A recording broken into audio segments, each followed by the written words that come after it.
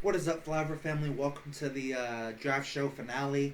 We have a lot of stuff to talk about. The Eagles drafted 10 players throughout the draft and signed 10 undrafted free agents. We're going to take a look at all of them and talk about them in order. And then we're going to talk about the undrafted free agents. We're going to get the drafter grade, that, and so much more. So without further ado, let's fly on into it.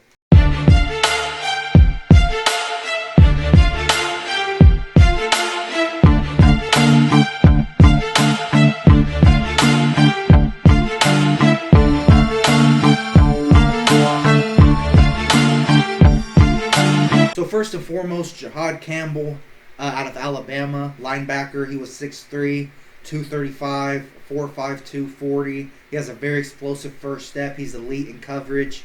He has great route recognition. He's a big hitter and he hits consistently. He only missed 5.51% of his tackles, which is pretty damn good if you ask me. I'm no expert, just a fan. But he is a Swiss Army knife that can play the mic, the will, and the edge spots respectively. He has great closing speed, rare for his size. He has natural timing as a blitzer. His developmental arc points up pretty darn high, or however the case, if he can stay healthy. Got noticeably better each year at Alabama statistically. The eye test and things of that nature.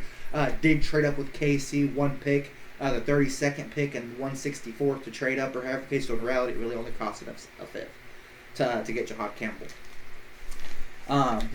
His only weaknesses are he did have a chronic knee issue that had to be scoped, or however the case. So that is something to look out for. Also, he tore his labrum versus Michigan in the bowl game. He did have it surgically repaired in March, but again, that is something to look out for. Knees are obviously very important. Shoulder stuff is obviously really important for edge rushers. So, not edge rushers, but linebackers in general. Sometimes he can get over aggressive and things of that nature. I think Fangio can coach that. He's still developing his hand usage. Again, Fangio. His pad level rises when tackling in space. Again, Fangio, Clint Hurt, everything like that. And Bobby King.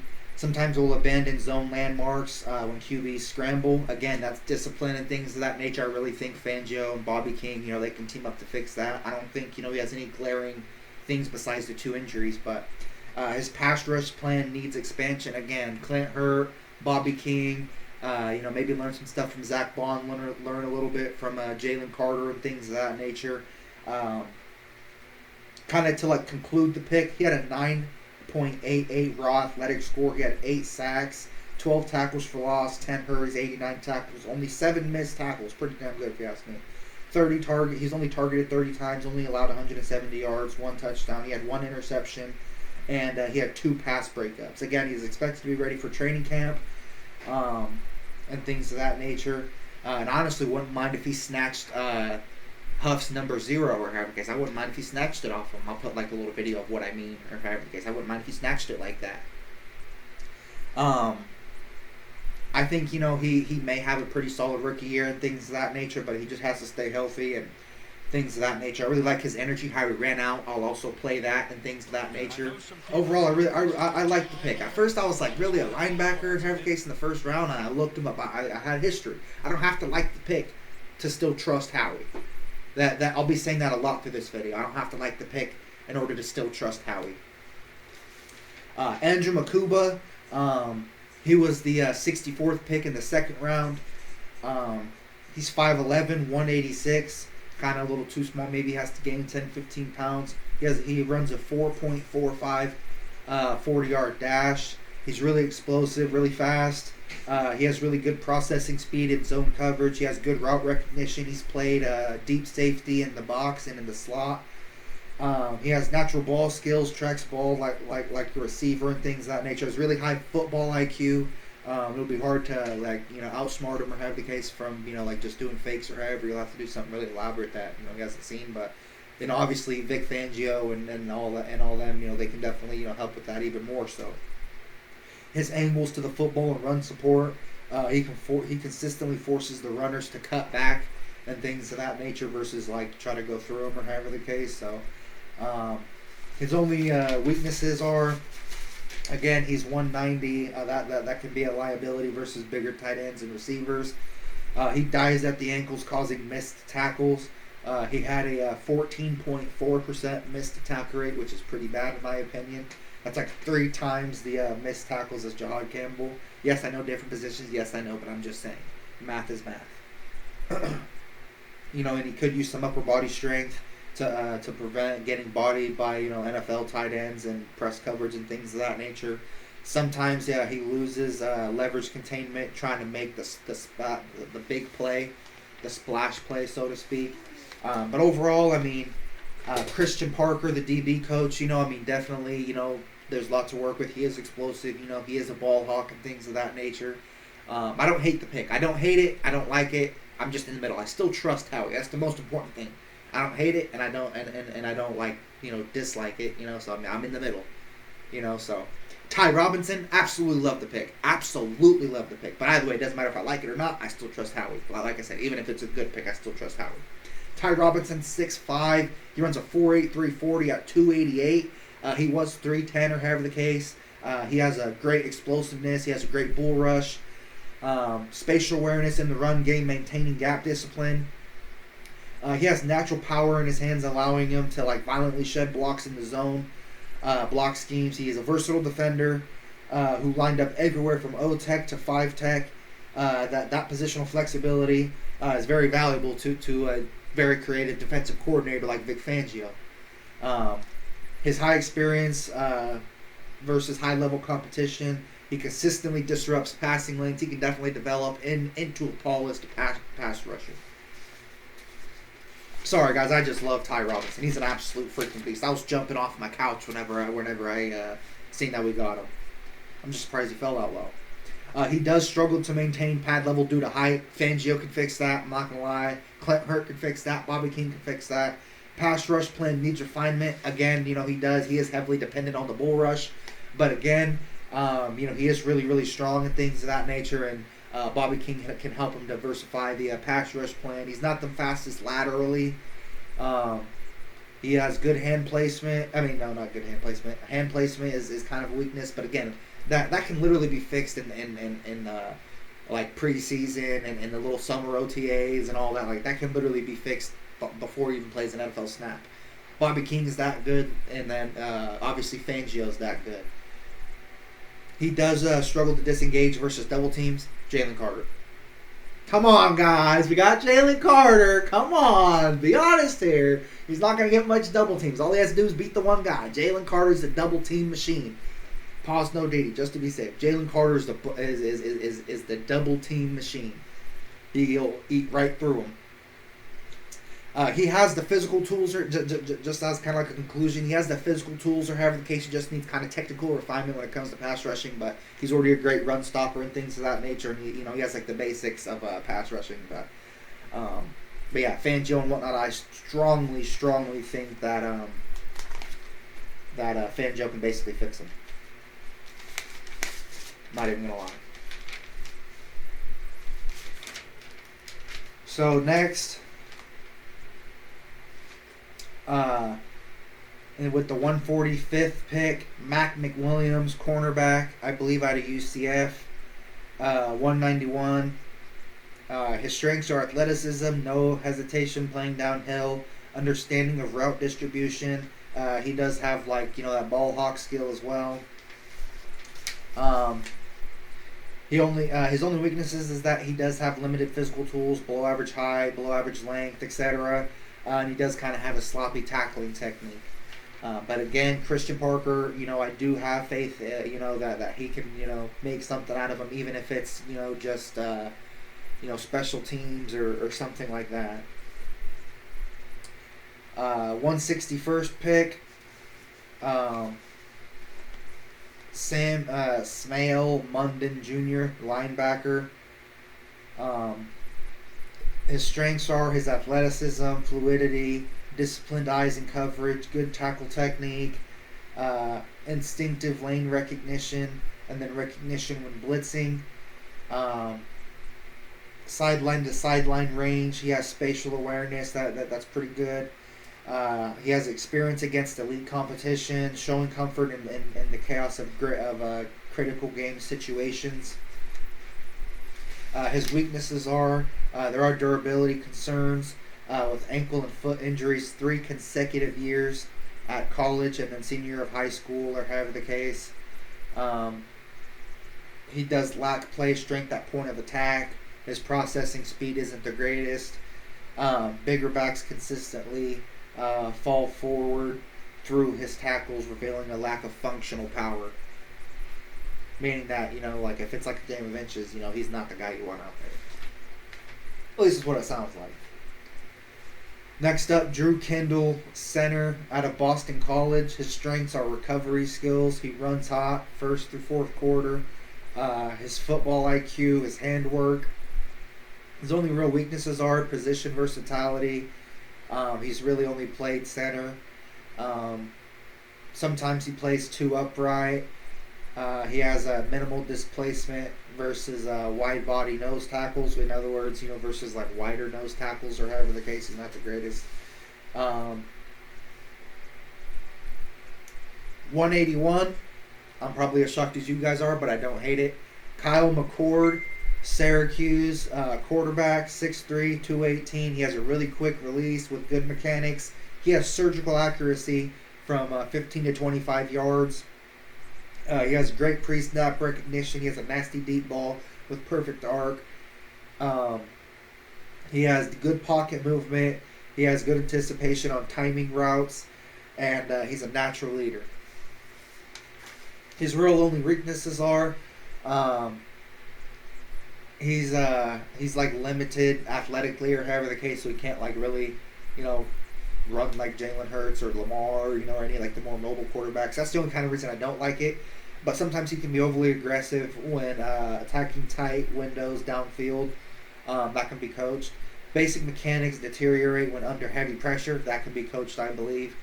Or at least attempted to be coached. He locks in the primary read too long. I think that could be coached if he's actually coachable and things of that nature. Sometimes he needs to adjust his arm angles to move frequently to navigate into throwing lanes faster, meaning, basically like he needs to like change up, so sometimes, he can, get to it faster. So, I don't hate it, and I kind of like it, but then I'm not like the biggest fan of it, so I don't know. Again, I'm kind of on the middle. Miles Hinton, offensive tackle, 191st pick out of Michigan. He's 6'7", 323. He does have patience and pass protection. He consistently lands blocks at the second level, and he is pretty agile. But at times, unfortunately, these are the weaknesses. Sometimes he plays too high. He can be a tick slow at the snap when asked to pass protect. And he doesn't have like elite quickness at the next level, but he is like decently quick, but not like elitely quick. So, but stout you either way. Cameron Williams, another offensive tackle. His main weaknesses are his hand placement. He's limited in recovery. Sometimes he can play too high, but he's also pretty big too. He's like 6'6", 6'7", something like that. Like 3 something. He's really athletic and things of that nature, but I think all of like those two offensive tackles' weaknesses are very coachable and things of that nature. I don't think that it's anything to like be too worried about. With the 209th pick, Antoine Powell-Ryland, edge out of Virginia Tech. He's 6'3", 258. He ran a 4.69 40. He's a technician with his hands. He has a great pass rush arsenal. He has great bull rush. Counter moves flow naturally when initial rush gets stalled. Doesn't panic, doesn't waste steps. There's very fluid transitions, or however the case. Between primary and secondary attacks. He's very violent tackler. He maximizes his tools good. His pad level and natural knee bend and things of that nature. Has great processing speed. He's a pass rush specialist, and he plays very hard.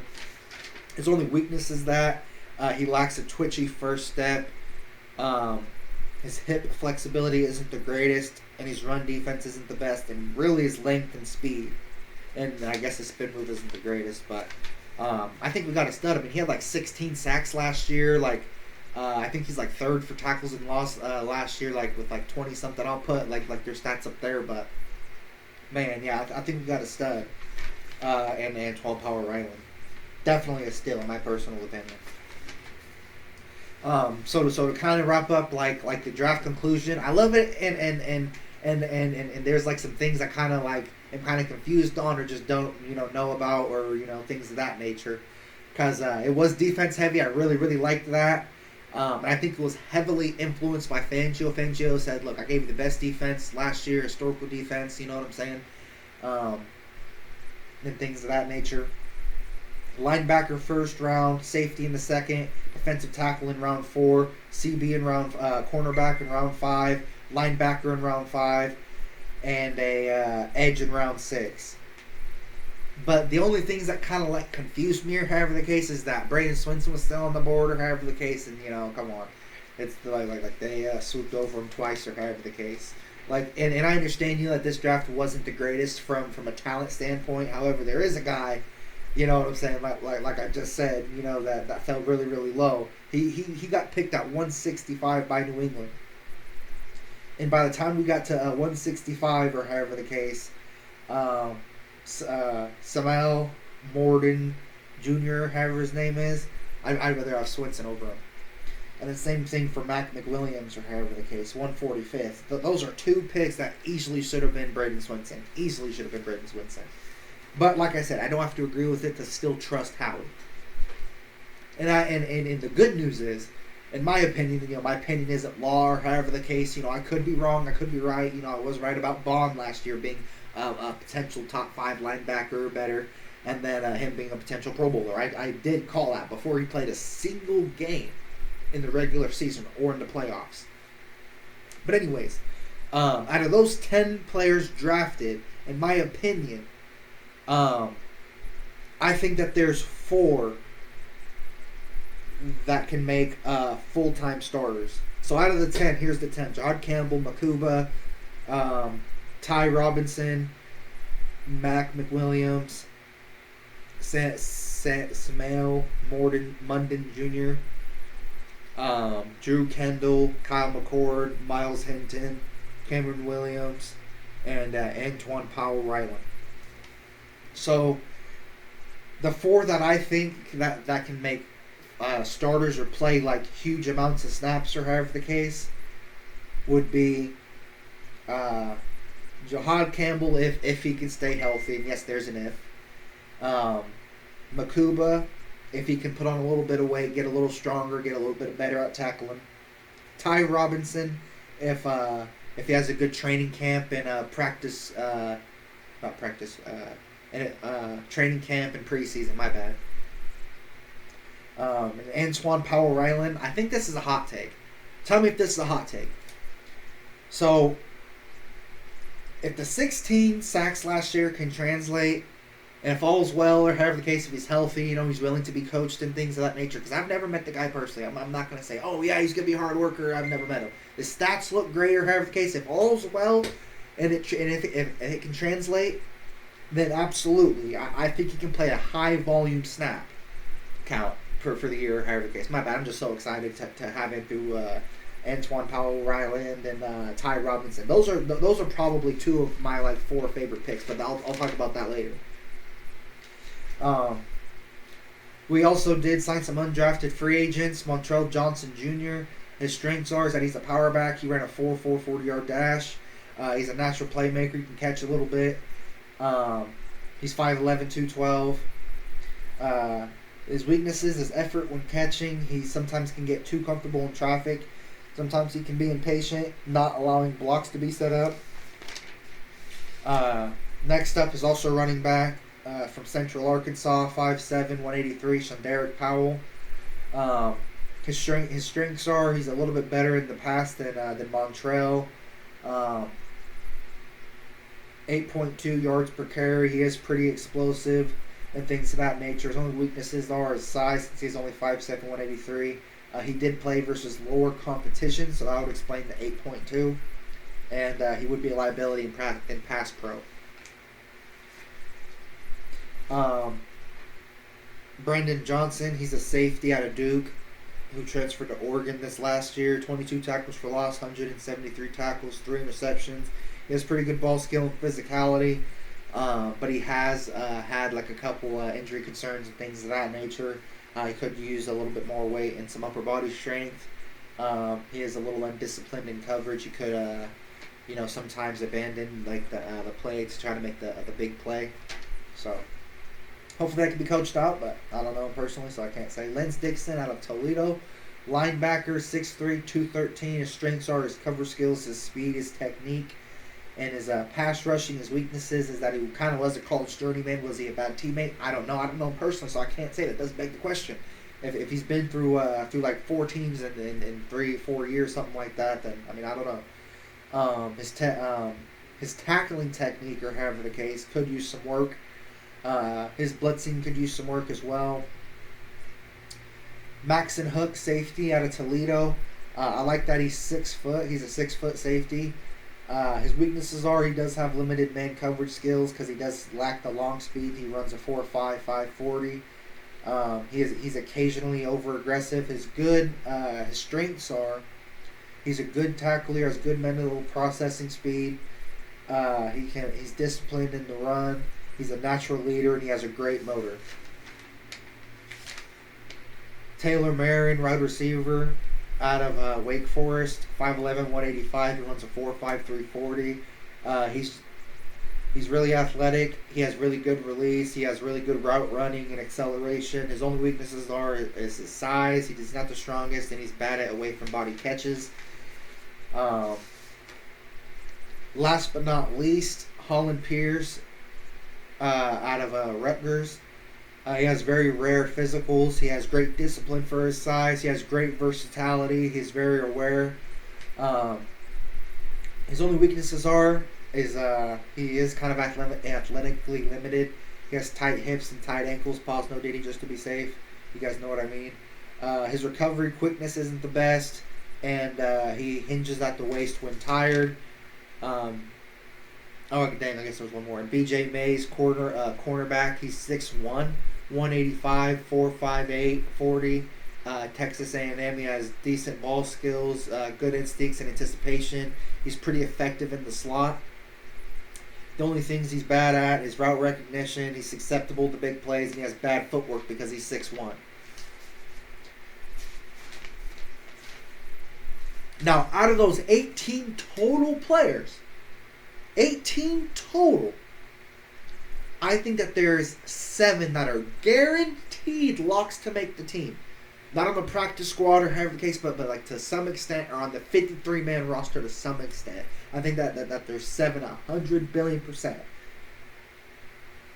So, number 1, Jahad Campbell. Number 2, Makuba. Number 3, Ty Robinson. Number 4, Kyle McCord. Number 5, Antoine Powell-Ryland. Number 6, Mac McWilliams. Number 7, Drew Kendall. Now here's 11 players that have a solid chance to make the 53-man roster.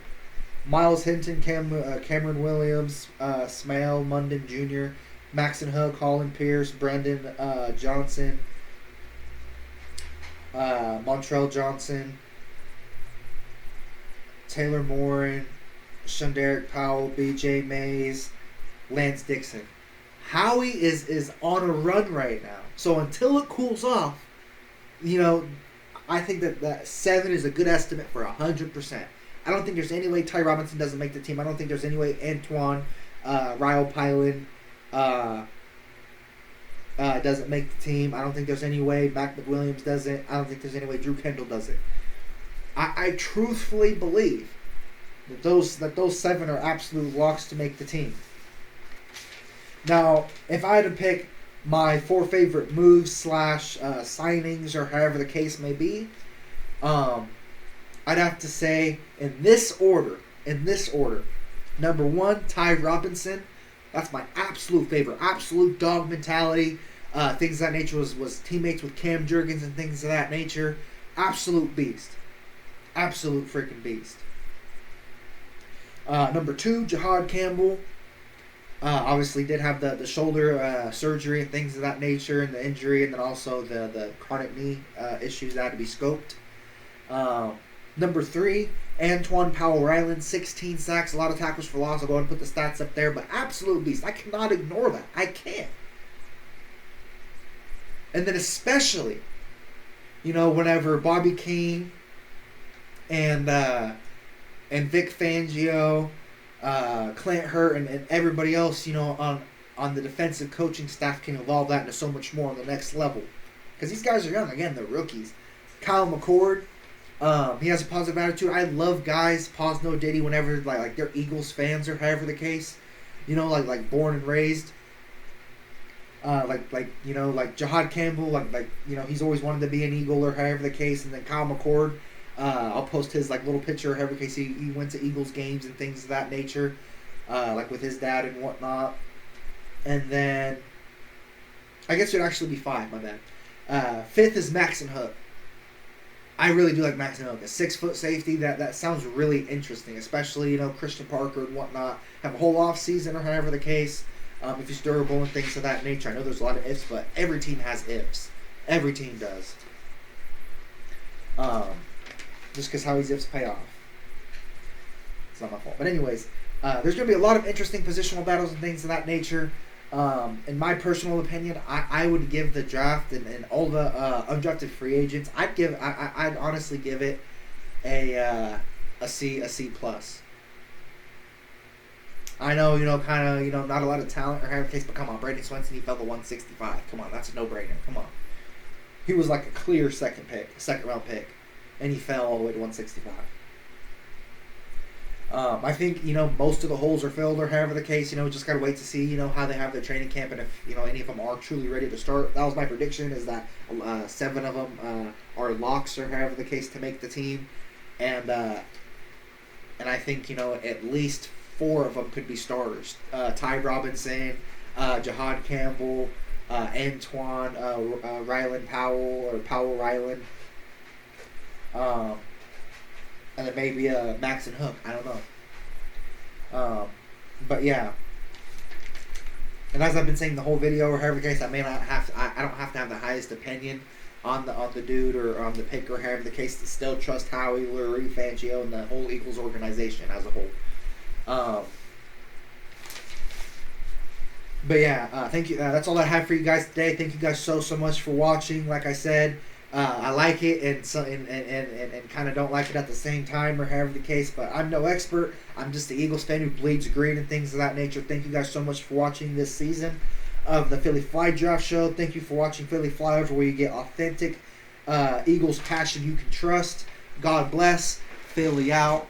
Peace.